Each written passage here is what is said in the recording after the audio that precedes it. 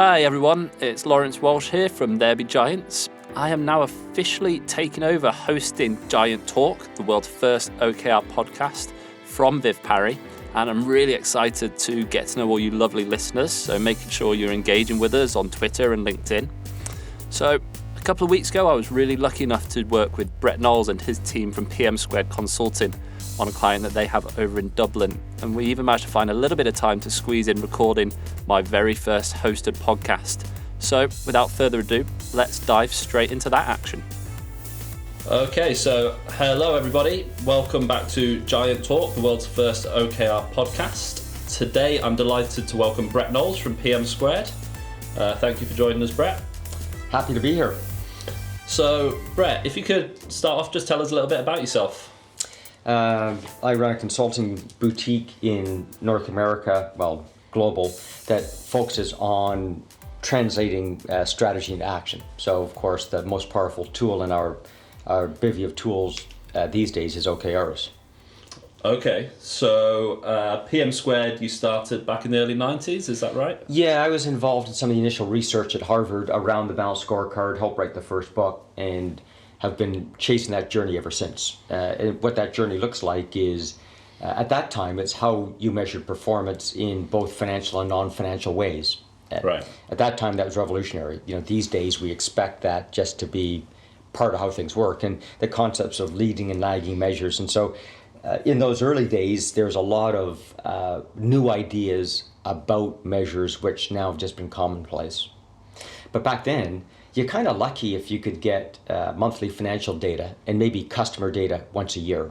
Okay. Fast forward to now, that stuff's coming out your ears, right? We get, moment to moment information about financials and so on. So many of the concepts in OKRs were rooted back in that research we did in the late 80s, but the drumbeat is much faster. How we gain information, how we use information, and the speed at which that we need to make decisions is way faster. And I think that's where OKRs fit in to our management practices of just serving up that information in a palatable way at a faster pace.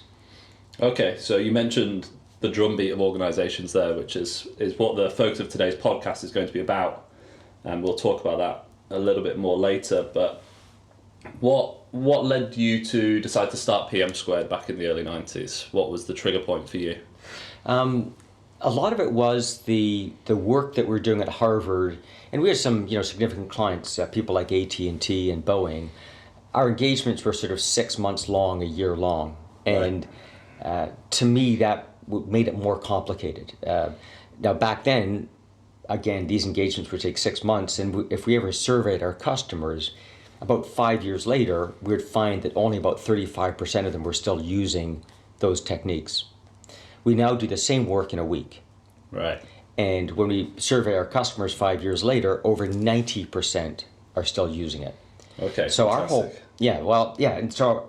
our whole shtick is create a prototype, a working prototype fast, and then as you use it, it gets better. So it's like learning to ride a bike. You're not going to learn to ride a bike by having 6 months in a room with flip charts. Mm-hmm. You got to get on it and practice. Same thing with these techniques. And so I started PM2 with that philosophy. At Harvard, it was tough to get people to do stuff at the pace that we thought would make it sustainable. Sure. And that was what gave birth to PM2.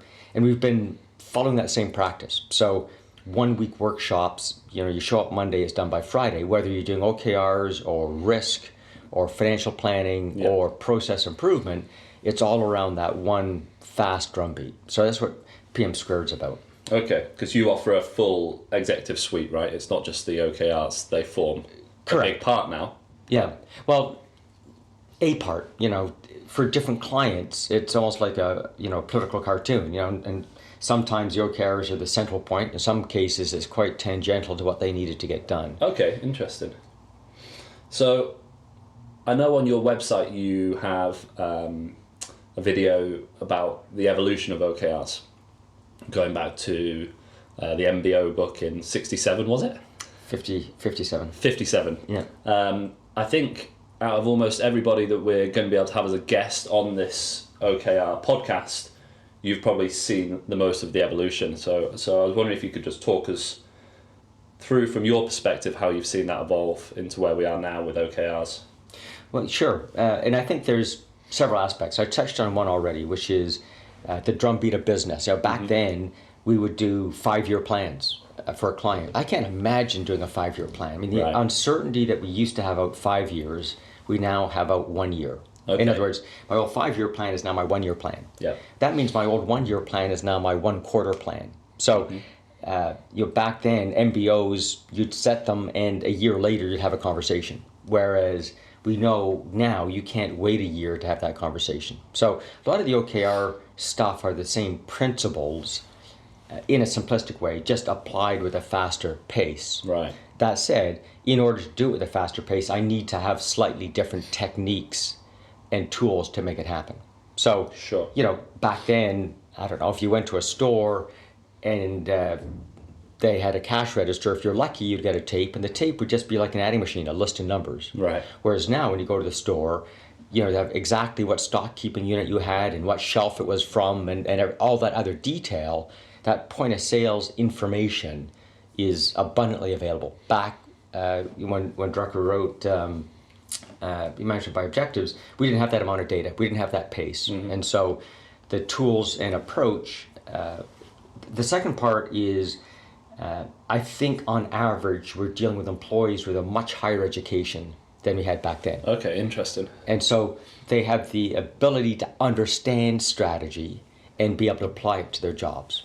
So back in the old days, the boss would tell you what you did or would do, and like a robot, you'd go off and perform that task without thinking.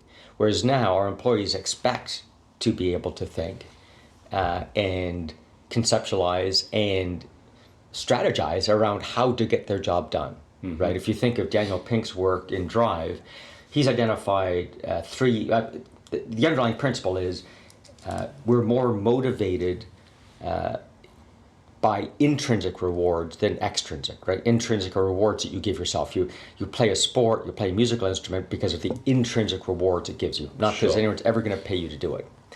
And the benefit of an intrinsic reward is you control that value stream. Extrinsic, I'm dependent on my boss to tell me, did I do a good job or not? So employees, the intrinsic rewards that we think employees pursue, there's 5 of them.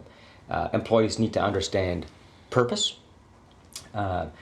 mastery, progress, autonomy, and socialization. So I'll step through those. So an employee to be intrinsically motivated. And this is, by the way, how you make an online game addictive. You make an online game addictive by hitting these 5 intrinsic rewards. So first is purpose. Whether I'm playing, Angry Birds or my day job, I need to understand clearly what my purpose is. And obviously that's where OKRs fit in. They just clearly define what my purpose is and how important it is amongst the other things I need to do. Okay. The second intrinsic reward is mastery. We need the ability to get better and better at what we do. So again, if you're playing an online game, you can just keep repeating that same puzzle until you're happy with how you won. Sure. Progress, right? When you play that online game, you instantly get feedback on how you did. How many points did you earn that time? How many points are the most points you ever earned on that puzzle? What's the best points ever that anyone's ever earned on that puzzle? And you get inundated with all this progress feedback. The dilemma is, at work, OKRs give us purpose. If you're lucky, you get trained and you can see day to day. Like, imagine this. Imagine if I earned strategy points for my OKR. And every day I could go home and look on my smartphone and go, hey, how many strategy points did I earn today? Oh, look, I earned an extra 50 strategy points today. What did I do today that was different than yesterday? Well, we don't give that to our employees right now. So feels like a little bit like an episode of Black Mirror. Yeah, it is. So, but what if, I went, oh, that's interesting. I did a multi-currency invoice today, or I solved this really big customer problem. That's where I earned those extra points. Now I get that ongoing feedback. That informs me around mastery and purpose. The fourth is autonomy. I need to be able to choose for myself, do I solve the puzzle this way or that way? Do I post the invoice this way or that way? Do I choose to post my invoice first and then reconcile my books? Or I'm going to reconcile my books in the morning because that's boring work and I'll do the invoicing in the afternoon? Absolutely. And then finally, socialization. Right now in our traditional job, if I'm not performing well, the only person that knows that is me and my boss. wouldn't it be interesting if my whole team knew? No different than when I'm playing a team sport. If I'm playing a team sport and not doing my job, the rest of the team knows I'm not doing my job and will cover for me. So, if I'm playing defense in football and I'm not doing a good job, midfield come back and cover for me. Yep. How does that work in business? So if we can deliver those 5 things, purpose, mastery, progress, autonomy, and socialization, in the workplace, magic happens. People become intrinsically motivated, and that's what OKRs do. So back when, with MBOs and even the early balanced scorecard work, we didn't focus on giving those benefits back to the employee. And at that point in time, employees didn't have the intellect on average to process that. Okay. We do now. And OKRs allow us to cascade strategy down to the individual in a way that I get those 5 intrinsic rewards without my boss having to look over my shoulder. So what's changed since 57? Not only the pace of business and the ability and availability and processing power for information, also how we treat the employee and what the employee expects from that relationship. Sure. Okay, that's really interesting. And I think we're starting to move a little bit here into the topic of the drumbeat of the organisation. And with the caveat subtitle of AKA Who Said Quarterly is Right. Yes. So let's start to talk about that a little bit now. What does the drumbeat of an organisation mean to you? Well, the drumbeat is the pace at which an organisation needs to run their OKRs in this context. So the best example I can think of is, if in an organisation you could answer for yourself, if we didn't meet at all, how long would it be before a crisis occurred? Right. So let's take out of the business context for a second. If I'm driving a car, how frequently do you have to look out the window when you're driving a car? Constantly, like it's real time. Yep. What if you're riding a bike? How often do you have to be paying attention to where you're going on a bike? Slightly less. Yeah, slightly less. What if you're walking? Well, most people are walking around on their phones these days. Yeah, right. Yeah, clearly, not as frequently. Yeah. So the idea is the pace of the business, in this case, the pace of the car, is such that I need to meet or think about navigating that thing more frequently. Okay. When I'm walking, I don't need to think about navigating it nearly as frequently. So different businesses need to look out the windshield or have this conversation at a different rate. So quarterly, on average, is the right answer, but not always. So one of my favorite clients is a client that manufactures scotch. Well, it turns out when you make scotch, it takes about 25 years to make one product. Right. If I meet once a decade, that's pretty darn frequently, right? Whereas another one of our clients, Nike, they make a new running shoe every 17 seconds. Yeah. But I can't wait a decade to have a meeting when products are flying off the line at that speed. So different organizations have a different drumbeat. Now, it's actually more complicated than that because inside the organization, different departments have a different drumbeat. Right. So I kind of think metaphorically of a watch, right? I've got one gear in the watch that moves once a day. Yep. I've got another gear that moves once a second. They all have to integrate. They have to click together to make the overall machinery work. That doesn't mean they all have the same drumbeat. Okay. So in an organization, you may have different departments that have a different drumbeat. Now, we have to agree on an overall corporate drumbeat. So we have to agree that no matter whether I'm the second hand or the day indicator, once a quarter we're going to meet, or once a fortnight we're going to meet. And we're all going to align. And we're going to align. So we have to sort of resynchronize at some point in time and make sure the gears are. And so for some departments, that's going to seem really frequent. Yeah. Nothing's happened since we last met. And others, it's going to be, let me give you the long list of all the stuff that's happened since we're last together. Okay. So how do you help the businesses and the departments and teams within them find what drumbeat is right for them? Well, so just a bit of sort of academia first. In your business, you've got sort of a pace or the agility of the business, but I also have the pace or the agility of the market. And the trick to a successful business is in the best mix, the agility of the business is more than the agility of the market. So in my example of scotch, the problem with making a batch of scotch is it takes 25 years. But 10 years ago, brown liquor was falling out of flavor. People wanted to drink, beer and spritzers and all sorts of other stuff. So they weren't making scotch because no one was interested in it. Now it's the in thing. Yeah. The problem is that market, the product takes 25 years to make, Right. but the market shifted inside of 5 years. Right. So there I have a case where the market agility, changing in 5 years, is way faster than the production or the company's agility, which is 25 years. Okay. So now you're sunk. Yeah. Because the market changes faster than the business can react. And Okay, that's where so you get how out do you of deal business. with that? Well, so you have to figure out how to make your business more agile than the market. Mm-hmm. So in that case, it is impossible to make a 25-year bottle of scotch in 5 years. Yep.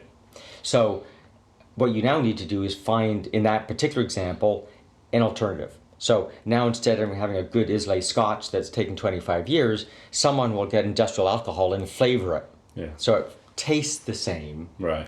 but didn't take 25 years to make. So, either that or the business term for that is resilient. So how resilient is your business? And in the business world, you can build resilience in one of two ways. You can build resilience by having a huge inventory. So Apple is not that resilient, but they've got, huge inventory of cash. They can hold their breath longer than anyone else. They can eventually ride the storm. Right. Or agility. So agility comes from moving with the force instead of trying to fight it. So if the market changes, you need to be able to change fast in the market. So that's where OKRs come in. Once you've figured out the speed of your business, the speed of the market, then you've got to play that game to your success. Mm-hmm. Now, to finally answer your question, the simple test is this. If you find when you have that meeting, whether it's quarterly or fortnightly or every week, if most of the meeting is spent firefighting, you've got issues have grown large enough since the last meeting that we've got this crisis management thing going on, that indicates you're not meeting frequently enough. Right. So if once a quarter you get together and you have all these big issues, you better meet once a month. Sure. And if once a month you meet and you don't have those big issues, fine. Now that's the right drumbeat for my business, because I know if I meet at that frequency, I solve problems before they grow out of control. Right. So it's no different than driving the car. You figure out, maybe when you're driving on a straight Autobahn, I don't need to be as attentive to the driving as I am when I'm inside the city. Sure. In close contact with other people. So now that in the business context, what happens is when your business is in crisis, all those timelines compress. So I might have met once a quarter is fine in steady state, but when a competitor suddenly comes in the market, or the market suddenly changes, or we're introducing a new product that's not working well, all of a sudden that quarterly meeting needs to happen once a month. And maybe the monthly meeting happens once a week. In other words, the drumbeat of business increases when I have those stressors. So, broad question, figure out the drumbeat based on how frequently I need to meet to avoid those crises occurring. And if those crises begin occurring, then I need to compress the timeline and meet more frequently. And do you find that clients are naturally thinking about this, or is this a philosophy that you need to get inside their head and really, encourage them to be examining and looking at? Retrospectives, for example, form quite a large part of both PM Squared and There Be Giants' methodology. Is this something that you would encourage they take just 2 minutes in each retrospective to reflect on? Yeah, absolutely. But the problem is that's not a natural thing for a client to do. Right. So people like you and I are fascinated by these business processes, and we're always researching them and experimenting on clients and so on. Sure.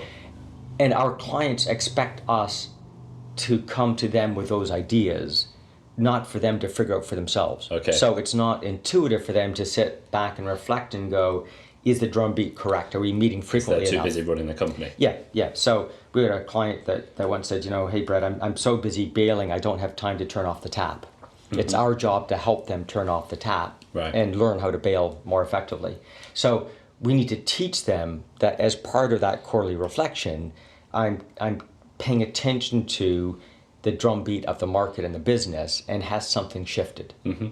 And teaching them that strategy is a continuous process. I don't do strategy once a year. Yeah. I don't necessarily do strategy once a quarter. Right? If I'm in the middle of a quarter and fecal matter hits your movement device, I'd better have that meeting ASAP. So what we're really doing is building a muscle or a capability to process a change in strategy and to communicate it. So now when my employees get together, I can go, this is what the strategy was last quarter. Remember, we were focusing on this item. Sure. We're shifting our focus to this other item to penetrate this new market because of this, this, and this.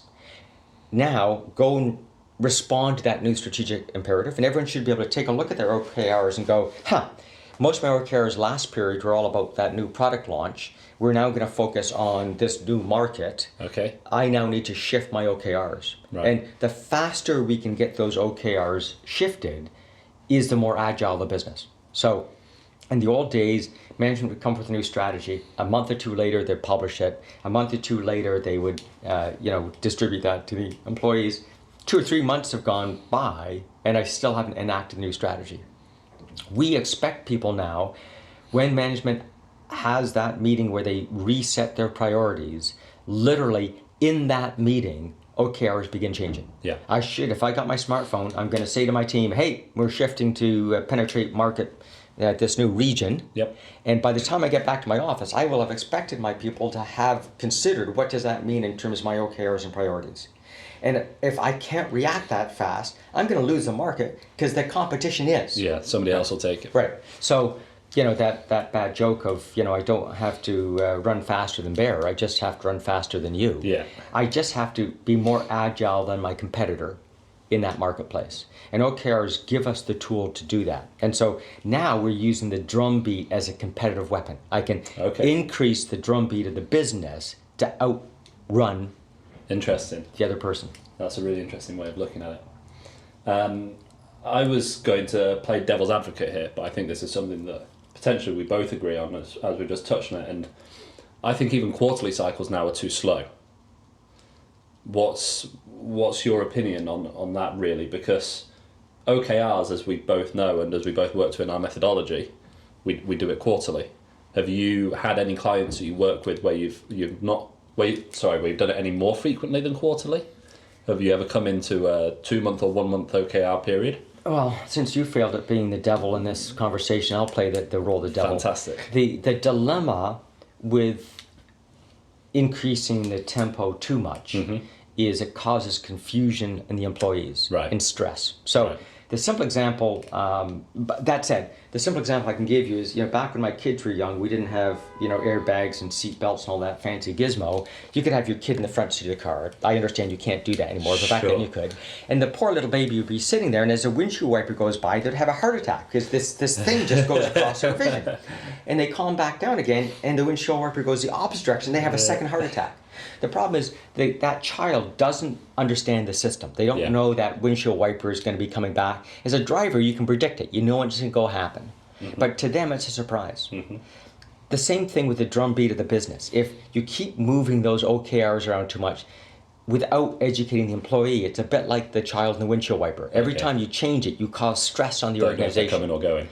So if you notice when I role-played the new shift in strategy, what I said is that the leader is going to go, we're shifting from this to that for this reason, this reason, and that reason. I honor people by explaining to them why we've shifted. Because in the explanation, people, A, understand the mechanism of the windshield wiper, like why did I make that decision?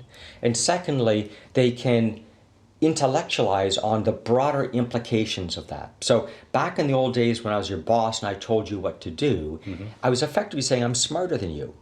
And therefore, you just do what you're told. Our employees are probably, if we hire the right people, in fact smarter than us. So I shouldn't tell them what to do. I should tell them what the objective is and get the hell out of the way, and they can go get the job done. So OKRs allow us to do that. I can just say, here's the objective I need you to achieve. You figure out, you've got the autonomy, you figure out how you're going to go solve that. And if I explain to them the system behind the shift, they're going to come up with ideas that integrate that equation better than I ever could. So when we do OKRs, we work very hard to get the bosses out of the room. Because the bosses have what I call the perception of knowledge.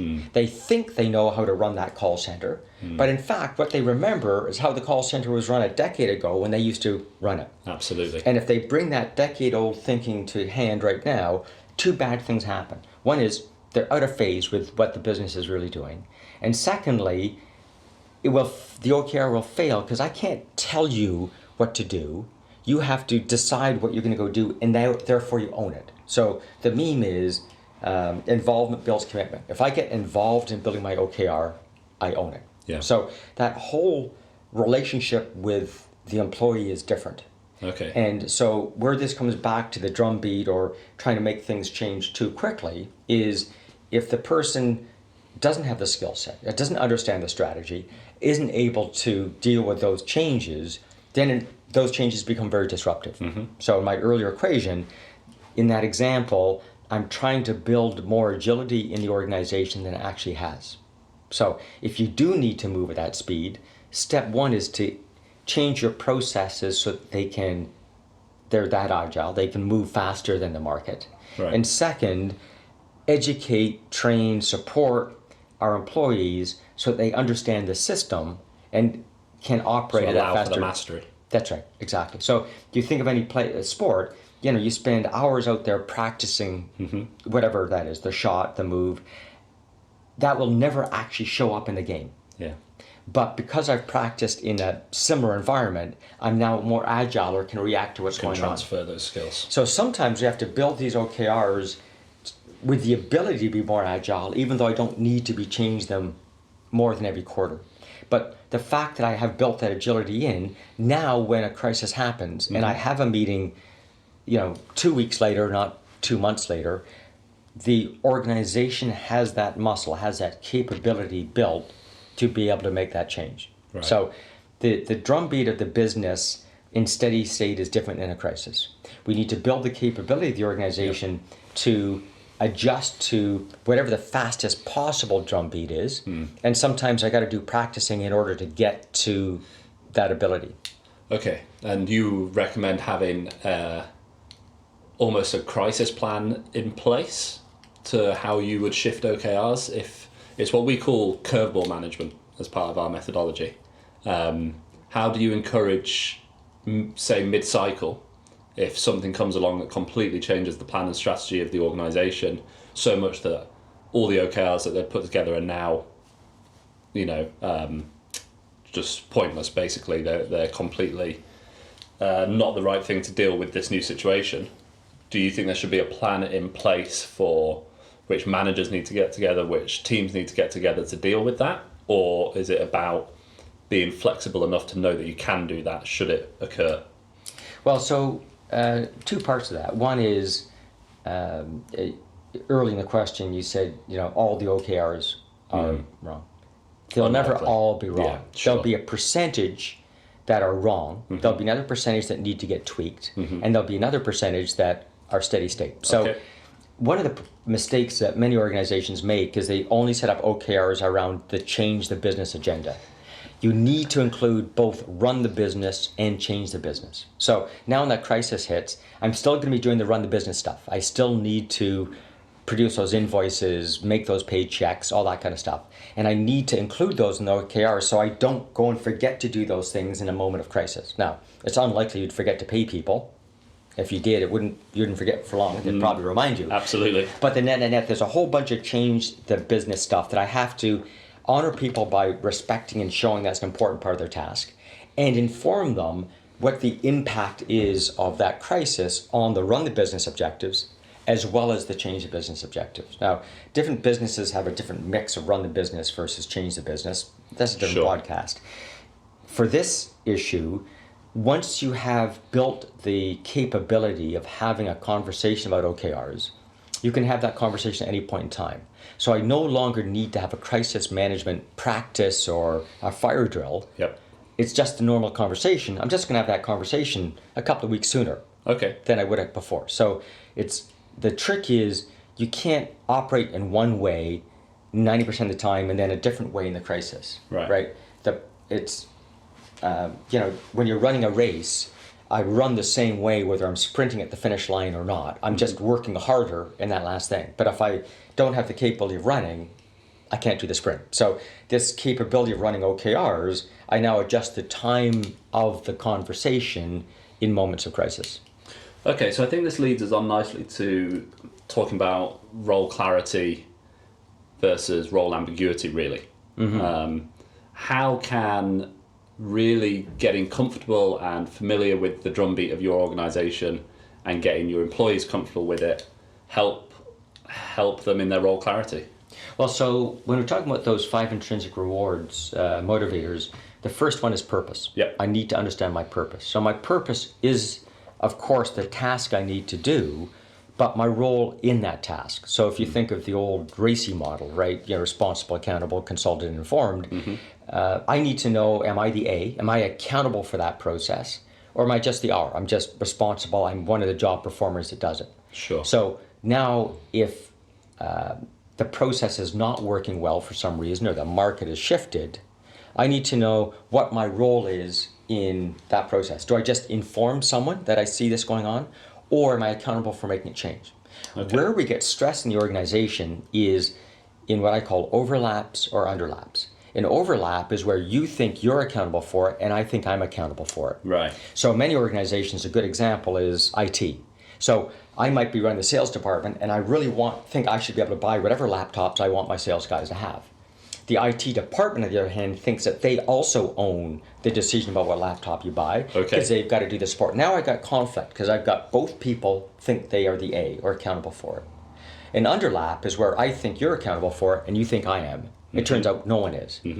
You'd be surprised to learn that when we do OKRs, without exception, we've only done this for about 3,000 organizations. Oh, is that all? That's all. Never once have we gone through this process where you don't come up with an underlap. Right. So we just did a division of IBM, 35,000 people doing OKRs. You'd think by the time you get to the size of IBM and that one group of 35,000 people, they'd have it all sussed out. They don't. You end up with this parking lot of all sorts of issues that are underlaps. Overlaps we see all the time because that's where we end up in fistfights. And they're easier to deal with, I would imagine. Well, and they're visible because I'm having a conflict over it. I'm going to do stupid things. I'm going to buy that laptop when you're not looking so that, I don't get in trouble. Through. Yeah.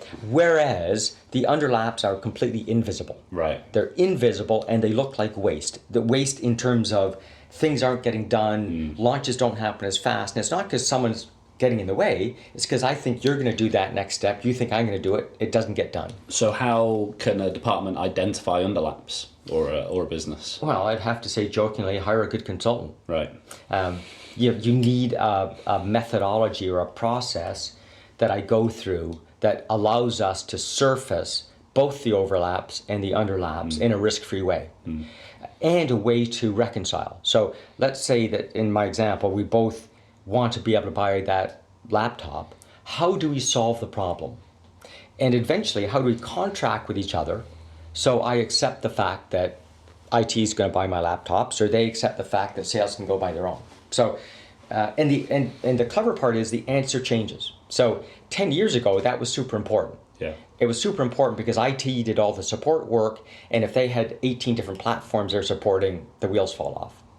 Now, answer is different. Most users support themselves. And if they can't figure it out, they go to YouTube. They don't go to the IT department. So now there's less stress on the IT department to go provide that support. So in the old days, I used to have to centralize activities to get them done. I'd have a centralized accounting department, I'd have a centralized IT department.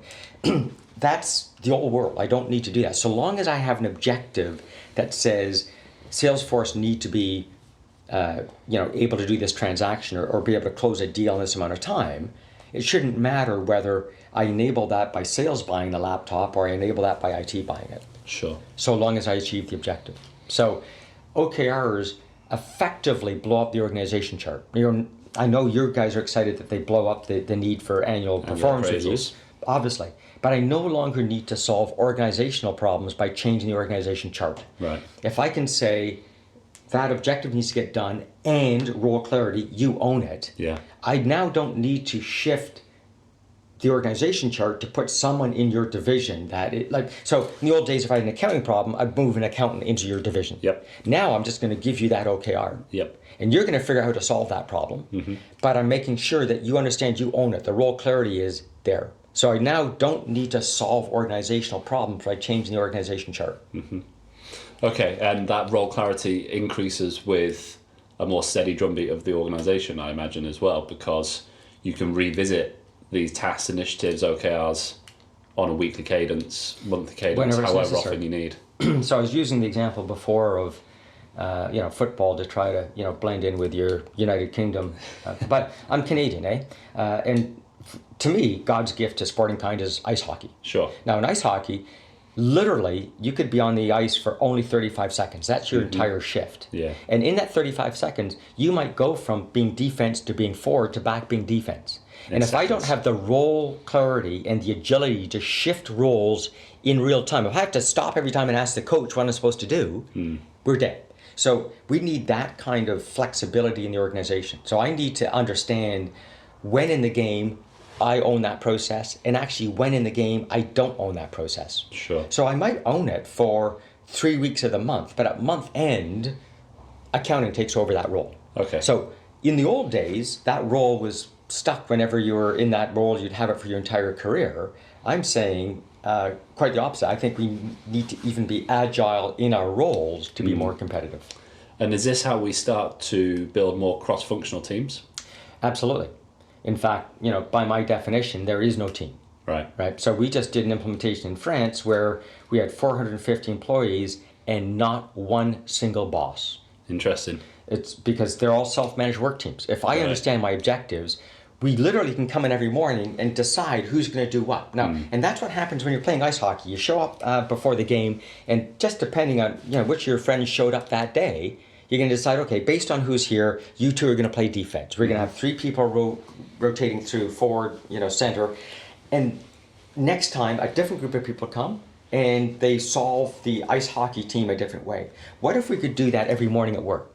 We go, holy smokes, Batman, we've got a big shipment that's got to go to Botswana. Everyone is going to be working on the shop floor today. Right. You might have been an accountant yesterday, not today, right? What if we could do that with our OKRs? What if you had an OKR jar, like a cookie jar, and you could just reach in and pull? Wouldn't that be interesting? Sounds exciting. Well, so we're obsoleting the organization chart. I'm obsoleting the need for an accountant. Yeah. If I extend that out, now there's still some jobs where I need to have a professional. I better have a lawyer doing the lawyer stuff. I better have someone who understands quality doing the quality stuff. Absolutely. But beyond that, there's a fuzzy line. Yeah. Who says the quality guy can't also put tape on the cardboard boxes that are getting shipped? I just don't only have to do quality work. And that's the role clarity thing taken to the extreme. Sure. And we need to stop for a second and decide whether in my organization that's a rule, a guideline, or a paradigm. So it's a rule. Lawyers have to do lawyer stuff. Accountants have to do accounting stuff. But at the margins, I don't need the lawyer to be filing stuff. I could have someone else do the filing stuff. Or, and so we often have wasted capacity because I have human capital available that hasn't had that defined as a role or an objective. So OKRs give us that mechanism.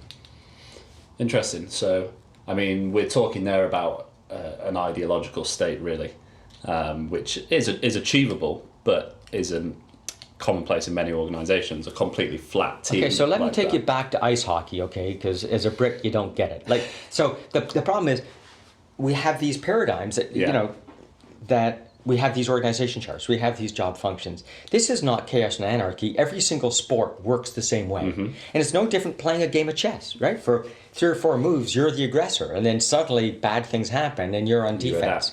And you need to adapt. I can't keep going ahead with that aggressor mode while I'm getting pummeled by my opponent. So it happens in everywhere else except our jobs. And we begin doing these stupid things in jobs that don't make sense. Right. Why? Because your granddaddy did it. Well, it's time we stop taking all those ideas that are outdated with the current human capital, cranial capability of our employees and the information and tools we have. So when I say nothing is different with OKRs, but everything's different with OKRs, right? It gives us all these things that we just described to you. Now, in theory, we've always had it. We've always had in when I'm sporting, and I'm sure back in the old days when I'm hunting, I'm busy chasing down that mammoth. When that mammoth turns around and starts chasing me, I better change my strategy pretty quick. Sure.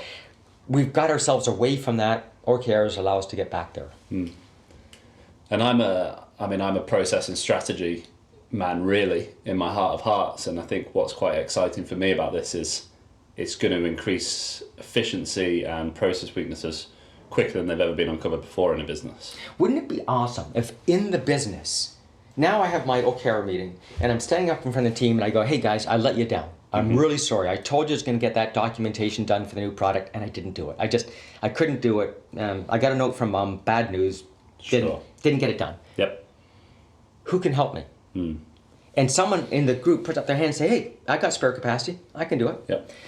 Or the opposite. Or I'm in that meeting and someone goes, hey, Brett, I see you're doing it this way. You know what? I used to do it that way. I now do it this other way. Like, that's what happens in a sport, right? We hop on the sidelines. We give each other coaching and advice about how to play. But we don't do that at work. So now I have a crisis. I'm behind. I didn't get the documentation out. And everyone else goes, oh, that Brett, run away from Brett because the boss is going to come up with a baseball bat and beat him up. I just don't want to be anywhere near. Look busy, Jesus is coming. That's right, exactly. Whereas now we got to do it we should be doing it the other way. So we did the Bank of Indonesia a little while ago, and in Bahasan they now have an expression that says, if you're lonely, make your objective turn red. Right. Because in North America, if your objective goes red, people flee because they're afraid of getting hit in the crossfire. Right. Over there, if it turns red, people run over to help you. Wouldn't it be neat? You're in the cubicle, you're having a problem doing that multi-currency invoice. I hoist up my red flag, and a bunch of people come over to say, hey, Brett, how can I help you do that? Yeah, we have spare capacity. Yeah, I've got spare capacity, or I have the experience, I used to do that job, whatever it might be. Or sometimes just someone who doesn't do it has better advice. Don't tell my wife I said that, but sometimes that happens.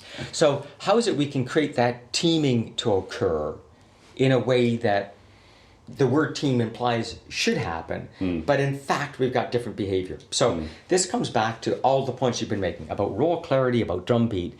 These are mechanisms that we should not use as anchors, but use as fulcrums. These are things I can use to make myself more competitive. Fantastic.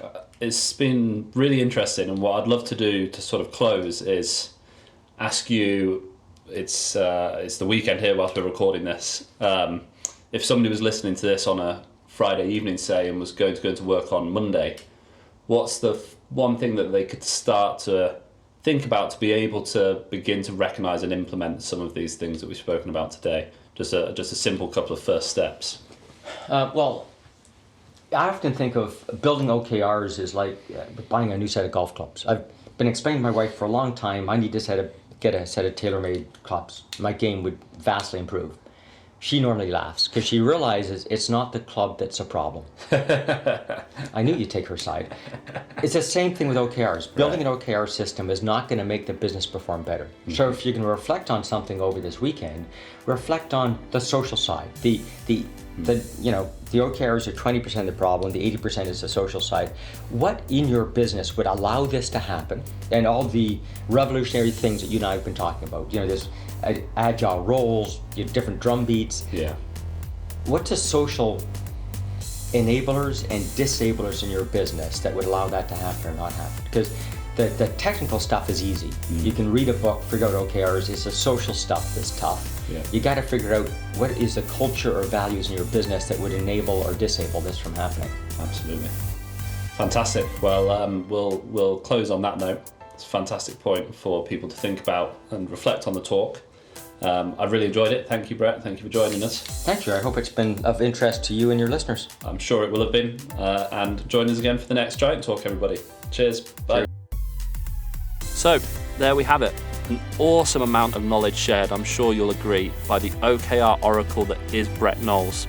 Now, if you are thinking about starting to use OKRs in your business, or maybe you're 1, 2 or 3 quarters in already, don't forget to check out therebegiants.com. We have a plethora of valuable resources available completely free that are sure to help you out in this adventure that you've undertaken. And join us next time for Giant Talk, the world's first OKR podcast. Hope you enjoyed. Bye.